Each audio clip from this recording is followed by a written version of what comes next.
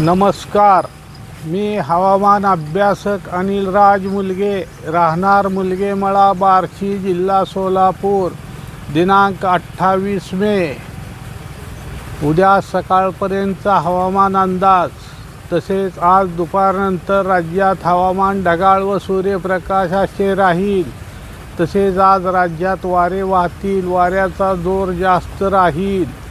तसेच आज सातारा, कोल्हापूर, सिंधुदुर्ग, बेळगाव या जिल्ह्यात काही ठिकाणी वादळी वाऱ्यासह, विजासह, ढगाच्या गडगडाटासह मध्यम ते मुसळधार पावसाची शक्यता राहील. काल दिनांक 27 मे रोजी हिंगोली जिल्ह्यात गोरेगाव कडोळे इथे मुसळधार पावसाने नदीला पूर आला होता. तसेच सिंधुदुर्गमध्ये मध्यम ते मुसळधार पाऊस पडला आहे. तसेच काल सकाळी धाराशिव जिल्ह्यात काही ठिकाणी पाऊस पडला आहे असे कळले आहे. तसेच आज नाशिक तसेच जळगाव जिल्ह्याच्या उत्तर बाजूस, तसेच बुलढाणा, अकोला, अमरावती, वर्धा, नागपूर, भंडारा, गडचिरोली, चंद्रपूर, नांदेड तसेच लातूर जिल्ह्याचा दक्षिण सीमावर्ती भाग, तसेच धाराशिव, बीड, संभाजीनगर, अहिल्यानगर, पुणे, सांगली, सोलापूर या दिलेल्या जिल्ह्यात किंवा दिलेल्या भागात काही ठिकाणी जर अचानक स्थानिक वातावरण तयार झाले तर त्या भागापुरता वादळी वाऱ्यासह, विजासह, ढगाच्या गडगडाटासह कोठे हलका ते मध्यम तर कोठे मध्यम ते मुसळधार पावसाची शक्यता राहील. तसेच बार्शी तालुक्यात दुपारनंतर हवामान ढगाळ व सूर्यप्रकाशाचे राहील.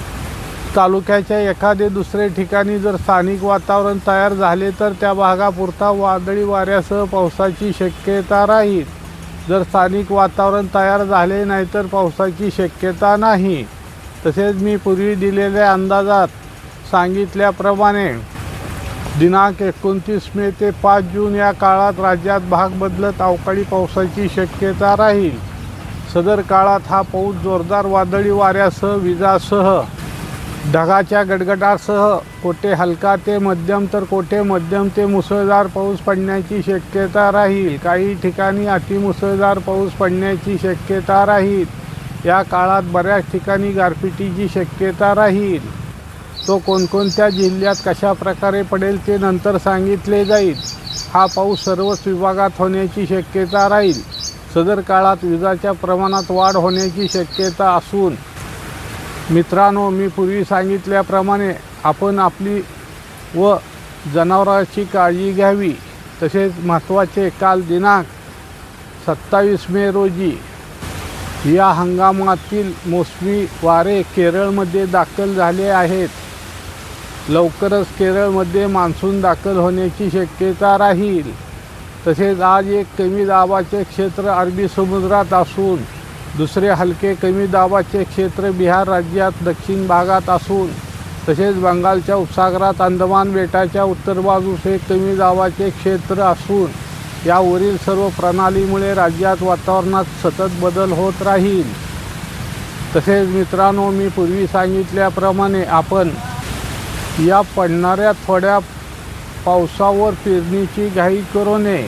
ज्या भागात 100 मिलीमीटर पाऊस होईल व एखादे पाणी देण्याची व्यवस्था असेल अशा शेतकरी बंधूंनी पेरणी करावी असे मला वाटते आहे.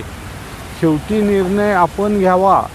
ही माहिती सांगण्याचे मुख्य कारण म्हणजे सध्या प्रशांत महासागरात एक चक्रीवादळ बनत असून त्यामुळे आपल्या बंगालच्या उपसागरात येणाऱ्या बाष्पाच्या प्रमाणात घट होण्याची शक्यता राहील. त्यामुळे पूर्वी सांगितल्याप्रमाणे पावसाचे प्रमाण विस्कळीत स्वरूपात राहण्याची शक्यता राहील.